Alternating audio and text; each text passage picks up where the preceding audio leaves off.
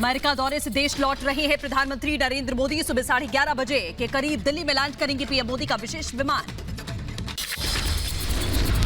दिल्ली में एयरपोर्ट पर प्रधानमंत्री मोदी के भव्य स्वागत की तैयारी। न्यूयॉर्क से वापस आ रहे हैं पीएम मोदी। पीएम मोदी के स्वागत के लिए जोरदार तैयारी की गई। एयरपोर्ट पर ढोल नगाड़े के साथ में पीएम का इंतजार किया जा रहा है। पीएम मोदी अमेरिका से लेकर आ रहे भारतीय कलाकृतियों से जुड़ी 157 खास धरोहर। इन सभी धरोहरों को चोरी या तस्करी के जरिए भारत से ले जाया गया था देश से बाहर। प्रधानमंत्री मोदी और राष्ट्रपति बाइडेन ने चोरी, अवैध व्यापार और सांस्कृतिक वस्तुओं की तस्करी से निपटने के प्रयासों को और मजबूत करने के लिए प्रतिबद्धता जताई है। संयुक्त राष्ट्र के महासभा में पीएम मोदी ने कहा कि भारत लोकतंत्र की जननी है। बोले, मैं उस देश का प्रतिनिधित्व कर रहा हूं जिसे मदर ऑफ डेमोक्रेसी का गौरव हासिल है। लोकतंत्र को बताया महान परंपरा। यूएन के मंच से दुनिया को पीएम मोदी का संदेश। अफगानिस्तान, आतंकवाद, कोरोना वैक्सीन समेत कई वैश्विक मुद्दों पर अपनी बात रखी है। यूएन के मंच से पाकिस्तान पर प्रधानमंत्री नरेंद्र मोदी का सबसे करारा वार। कहा, अफगानिस्तान की धरती का इस्तेमाल आतंकवाद फैलाने और आतंकवादी गतिविधियों के लिए न किया जाए। पीएम मोदी ने कहा, वहां की नाजुक स्थितियों का कोई देश अपने स्वार्थ के लिए अफगानिस्तान को टूल की तरह इस्तेमाल करने की कोशिश न करे। पीएम मोदी का पाकिस्तान पर तीखा हमला। साफ शब्दों में कहा, जो आतंकवाद का इस्तेमाल कर रहे हैं उनके लिए भी खतरा बना हुआ है। यूएन में पीएम मोदी ने अफगानी नागरिकों के दर्द पर बात कही। कहा, अफगानिस्तान में इस वक्त महिलाओं और बच्चों को मदद की जरूरत। अफगानिस्तान में हिंदू और सिखों को बचाना जरूरी है।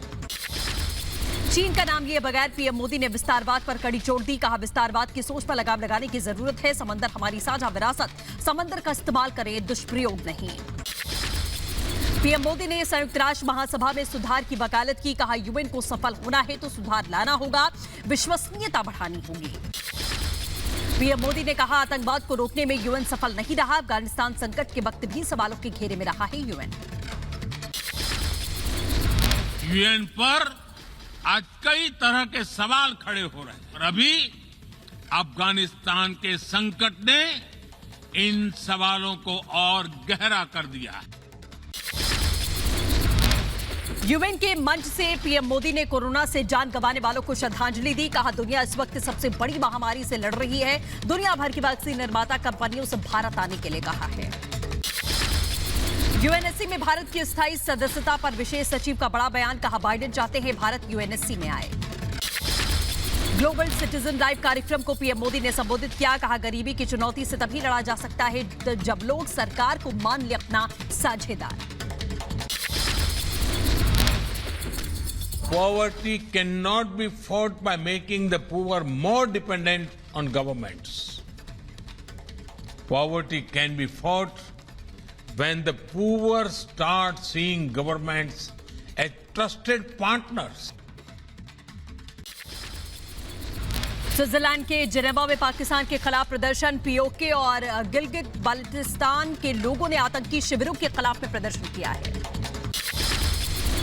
पीओके और गिलगित बाल्टिस्तान के प्रदर्शनकारियों ने लगाए पाकिस्तान सेना के खिलाफ नारे। संयुक्त राष्ट्र मानवाधिकार परिषद के ऑफिस के बाहर किया जोरदार प्रदर्शन। पाकिस्तान की झूठ पर भारत ने लगाई लताड़। यूएन में भारतीय राजनयिक ने करारा जवाब देते हुए पाकिस्तान को वैश्विक मंच पर झूठ बोलता है। यूएन में भारत की राजनयिक ने कहा, पाकिस्तान आतंकवाद का गढ़ है, पड़ोसी देशों के लिए आतंकी पालता है पाकिस्तान। यूएन में भारत ने कहा, पाकिस्तान आतंकवादियों को तैयार करता है, ट्रेनिंग और फंडिंग देता है, पाकिस्तान आत्मचिंतन करे। एनडीसी के दीक्षांत समारोह में पाकिस्तान पर बोले रक्षा मंत्री राजनाथ सिंह, हिंसक, कट्टरपंथी और आतंकी समूहों को पाकिस्तान का सक्रिय समर्थन। भारत लगातार इसके विरोध में आवाज उठा रहा है। जम्मू कश्मीर के पूर्व सीएम फारूक अब्दुल्ला ने की तालिबान से बातचीत करने की वकालत। अफगानिस्तान में भारी निवेश फंसा हुआ है, बात करने में क्या हर्ज है। फारूक अब्दुल्ला के तालिबान से बातचीत वाले बयान पर बीजेपी नेता कविंद्र गुप्ता ने पलटवार किया। कहा, पड़ोसी देशों से कैसे संबंध होंगे ये कोई नेता नहीं बल्कि भारत सरकार तय करेगी। अफगानिस्तान के घोर में तालिबान और आईएसआईएस के बीच में हिंसक झड़प। आईएसआईएस आतंकी समेत झड़प में एक आम नागरिक की मौत हुई है। घोर हिंसक झड़प में तालिबान ने एक आईएसआई सदस्य को पकड़ा। आईएसआईएस के साथ में झड़प पर तालिबान का अभी तक कोई भी बयान नहीं आया।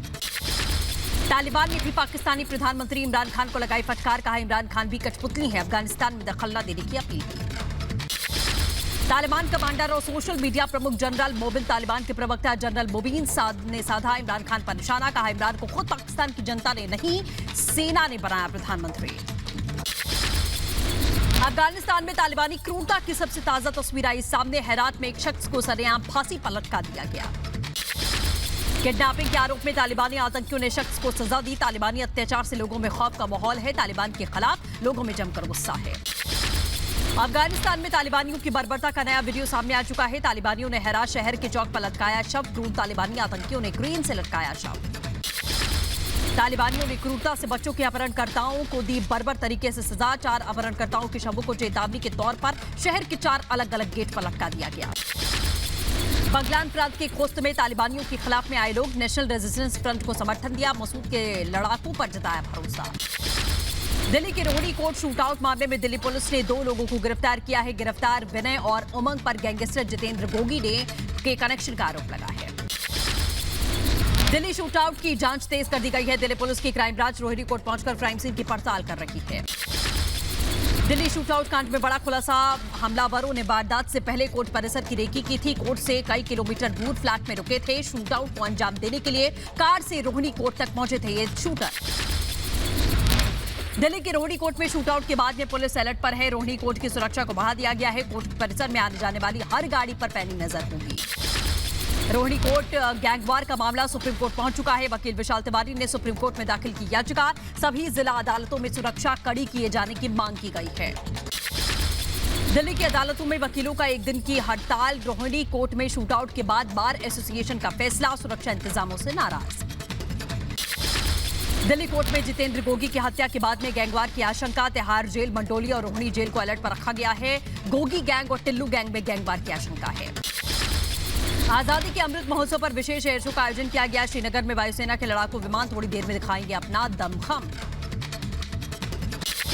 जम्मू कश्मीर के डल झील के ऊपर लड़ाकू विमान चिनूक मिराज 2000 सुखोई 30 से लेकर मिग 21 बाइसन भरेंगे उड़ान। एयर शो कार्यक्रम को लेकर डल झील के पास में सुरक्षा के पुख्ता इंतजाम। शो देखने के लिए भारी संख्या में लोग इकट्ठा हुए। प्रयागराज में महंत नरेंद्र गिरी मौत मामले की जांच तेज। सीबीआई की 6 सदस्यीय टीम राज खंगालने में जुटी। अनसुलझे सवालों का जवाब तलाश रही है सीबीआई। महंत मौत केस में एक्शन में सीबीआई। प्रयागराज में बागंबरी मठ में सीबीआई खंगाल रही अहम सबूत। बलबीर, सर्वेश और अभिषेक से पूछताछ जारी है। महंत नरेंद्र गिरी मौत मामले में गिरफ्तार आरोपियों से पूछताछ करेगी सीबीआई की टीम। गवाहों से भी पूछताछ करके तार खंगालने में जुटी है सीबीआई की टीम। देश के नक्सल प्रभावित राज्यों के मुख्यमंत्रियों के साथ में गृह मंत्री अमित शाह की बैठक सुबह 11 बजे विज्ञान भवन में होगा आयोजन। छत्तीसगढ़ और झारखंड समेत 10 राज्यों के सीएम या उनके प्रतिनिधि मौजूद होंगे। आज दिल्ली पहुंच रहे हैं बिहार से सीएम नीतीश कुमार। सुबह 10 बजे नक्सल समस्या पर बुलाई गई केंद्र सरकार की बैठक का हिस्सा होंगे। जातिगत जनगणना को लेकर झारखंड से सर्वदलीय शिष्टमंडल आज गृह मंत्री से मुलाकात करेंगे। देश के कई राजनीतिक दलों पर जातिगत जनगणना कराने की अपील की गई है। कांग्रेस नेता और राज्यसभा सांसद दिग्विजय सिंह ने एक बार फिर से विवादित बयान दिया। बीजेपी और आरएसएस के खिलाफ में लोगों को भड़काया। लोगों से बिना डरे विचारधारा के खिलाफ लड़ाई लड़ने की अपील की। यूपी विधानसभा चुनाव से पहले एक्शन मोड में ओवैसी। आज कानपुर में जनसभा को संबोधित करेंगे ओवैसी। नोएडा में कैबिनेट मंत्री सिद्धार्थनाथ सिंह ने ओवैसी पर साधा निशाना। कहा, ओवैसी की नीतियां सांप्रदायिकता की आग को सुलगाने वाली होती हैं। ओबीसी जनगणना को लेकर अखिलेश यादव ने मोदी सरकार पर साधा निशाना। कहा, ओबीसी को हक नहीं देना चाहती है बीजेपी। गुजरात में अगले साल होने वाले चुनाव से पहले राजनीतिक हलचल तेज। सीपीआई नेता कन्हैया कुमार और निर्दलीय विधायक जिग्नेश मेवानी कांग्रेस में शामिल होंगे। 28 सितंबर को ऐलान होगा।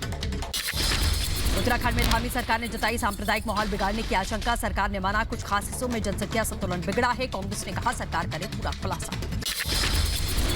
असम की घटना को लेकर राहुल गांधी ने सरकार को घेरा। जब देश में नफरत का जहर फैलाया जा रहा है तो कैसा अमृत महोत्सव। असम के सीएम हेमंत बिस्वा शर्मा ने किया पुलिस का बचाव। कहा, 10,000 लोगों को पुलिस ने घेरा। उसके बाद पुलिस ने जवाबी कार्रवाई की। ममता बनर्जी का मोदी सरकार पर फूटा गुस्सा। कहा, बीजेपी हिंदुत्व की बात करती है। मैं वहां पर एक हिंदू प्रतिनिधि के तौर पर पोप के कार्यक्रम में जाना चाहती थी, पर मुझे जाने नहीं दिया गया। पंजाब में कैबिनेट विस्तार पर लगी मोहर। आज शाम 4:30 बजे राजभवन में चन्नी कैबिनेट का शपथ ग्रहण। कैप्टन के करीबी मंत्रियों की हो सकती है कैबिनेट से छुट्टी। कई नए चेहरों को मिलेगा नया मौका। पंजाब कैबिनेट में 7 नए चेहरों को मिल सकती है जगह। परगट सिंह, राजकुमार वेरका, गुरकीरत सिंह कोटली, संगत सिंह, गिलजियान गुलजीत सिंह नागर, राणा गुरजीत सिंह और अमरिंदर सिंह राजा वारिन का नाम शामिल है। चंडीगढ़ में राज्यपाल बनवारी लाल पुरोहित से मिले सीएम चरणजीत सिंह चन्नी, कैबिनेट विस्तार की जानकारी दी। राजभवन में शपथ ग्रहण की तैयारियों का आगाज हुआ। कैबिनेट में जगह मिलने के सवाल पर कांग्रेस विधायक राजकुमार वेरका ने खुशी जताई। कहा, पंजाब के हर वर्ग के लिए काम करना है, लोगों की उम्मीदों को पूरा करना हमारा लक्ष्य है। पंजाब के बाद में राजस्थान कांग्रेस में जल्द हो सकता है कैबिनेट का विस्तार। इससे पहले दिल्ली में राहुल और प्रियंका से मिले थे सचिन पायलट। आज मन की बात कार्यक्रम के 81वें एपिसोड को संबोधित करेंगे पीएम मोदी। अपने संवाद में पीएम मोदी अमेरिका दौरे का भी जिक्र कर सकते हैं। 5 दिन के राजस्थान दौरे पर उपराष्ट्रपति वेंकैया नायडू सेना के कार्यक्रम में शामिल होकर जवानों को हौसला बढ़ाएंगे। उपराष्ट्रपति यूपी के रायबरेली में बिजली की कटौती से बढ़ी परेशानी। सीएससी अस्पताल में घंटों तक बिजली न होने से मरीजों को दिक्कतों का सामना करना पड़ रहा है। दिल्ली में प्राइमरी स्कूल खोलने की मांग को लेकर प्रदर्शन। बच्चों के परिजनों और स्कूल स्टाफ ने सीएम केजरीवाल के खिलाफ प्रदर्शन किया। हरियाणा के रेवाड़ी में सब इंस्पेक्टर भर्ती परीक्षा की सभी तैयारियां पूरी। परीक्षा के लिए बनाए गए 38 केंद्र, 25 मजिस्ट्रेट की तैनाती। दिल्ली के एम्स में स्वास्थ्य मंत्री मनसुख मांडविया ने 24 घंटे आपातकालीन स्मार्ट लैब का उद्घाटन किया है। एक दिन में 50,000 से अधिक परीक्षण करने की क्षमता है। कर्नाटक के उडुपी में केंद्रीय मंत्री सर्बानंद सोनोवाल ने आयुर्वेदिक अस्पताल रतनश्री आरोग्य धाम का उद्घाटन किया। गोवा की राजधानी पणजी में भारतीय औषधि संघ ने फार्मासिस्ट दिवस समारोह का आयोजन किया है। कार्यक्रम में मौजूद रहे गोवा के स्वास्थ्य मंत्री। त्रिपुरा की राजधानी अगरतला में विश्व फार्मेसी दिवस का आयोजन किया गया। इस अवसर पर क्षेत्रीय औषधि विज्ञान और प्रौद्योगिकी संस्थान में फार्मा कोर्स की शुरुआत की गई है। छत्तीसगढ़ के रायपुर में खेल एकेडमी का उद्घाटन किया गया। मुख्यमंत्री भूपेश बघेल ने उद्घाटन किया। केंद्रीय मंत्री भूपेंद्र यादव ने मुंबई से असंगठित कामगारों को बांटे ई श्रम कार्ड पाने वाले लोगों में खुशी दिखाई दी। लखनऊ में आज बीजेपी का किसान सम्मेलन। किसानों से संवाद करेंगे योगी आदित्यनाथ। किसानों के हित में कई बड़े ऐलान कर सकते हैं सीएम। किसानों के भारत बंद को कांग्रेस और वाम दलों ने समर्थन देने का ऐलान किया। भारत बंद में शामिल होंगे कांग्रेस कार्यकर्ता। केंद्र से नाराज किसानों ने कल भारत बंद बुलाया है। पंजाब के अमृतसर में किसान संगठनों ने भारत बंद का ऐलान किया। कृषि कानून के विरोध में कल भारत बंद का आह्वान किया गया है। यूपी के मुजफ्फरनगर में आज फिर से किसान पंचायत का आयोजन। कृषि कानूनों के विरोध में हो रही पंचायत में राकेश टिकैत भी शामिल हो सकते हैं। किसानों की भारत बंद से एक दिन पहले आज हरियाणा के पानीपत में भी किसान पंचायत का आयोजन। किसान आंदोलन का प्रमुख चेहरा मौजूद रहेगा। केरल में कोरोना के घटे मामले। बीते दिन कोरोना के 16,671 नए मामले दर्ज किए गए। एक दिन में कोरोना से 120 मरीजों ने दम तोड़ा। जम्मू कश्मीर में अक्टूबर तक 18+ सभी लोगों का पूरा किया जाएगा वैक्सीनेशन। 100% लोगों को दी जाएगी कोरोना वैक्सीन की पहली डोज। मुंबई में कोरोना योद्धाओं के सम्मान में कार्यक्रम का आयोजन किया गया। केंद्रीय मंत्री नितिन गडकरी भी शामिल होंगे। हैदराबाद में हस्तशिल्प प्रदर्शनी का आयोजन किया गया। देश भर से कोविड महामारी से प्रभावित कारीगरों की मदद के लिए किया गया प्रदर्शनी का आयोजन। ओडिशा में चक्रवाती तूफान गुलाब का खतरा। आज शाम कालिंगपट्टनम और गोपालपुर में तट से टकरा सकता है तूफान। 100 किलोमीटर प्रति घंटे हो सकती है हवा की रफ्तार। पश्चिम बंगाल में भी चक्रवाती तूफान की आशंका। मौसम विभाग ने जारी किया भारी बरसात का हाई अलर्ट। बंगाल और उड़ीसा के साथ में उत्तरी आंध्र प्रदेश में असर दिखा सकता है चक्रवाती तूफान गुलाब। तूफान को लेकर एनडीआरएफ की 18 टीमें अलर्ट पर हैं। कश्मीर के बांदीपुरा में सुरक्षा कर्मचारियों और आतंकवादियों के बीच में मुठभेड़। 2 आतंकियों के छुपे होने की खबर। आगे बढ़ेंगे। बीजे के छात्र के फर्जी एनकाउंटर मामले में कोर्ट की कार्रवाई। आरोपी दरोगा और 2 कांस्टेबलों को जेल भेजा गया है। यूपी के बुलंदशहर का मामला। नोएडा पुलिस ने नौकरी के नाम पर ठगी करने वाले गैंग का भंडाफोड़ किया है। सेक्टर 20 थाना इलाके में पुलिस की कार्रवाई। उत्तर प्रदेश में गरीब महिला के साथ में दबंगों ने मारपीट की है। घटना के वक्त घर में नहीं था कोई पुरुष मौजूद। घटना का वीडियो हुआ वायरल।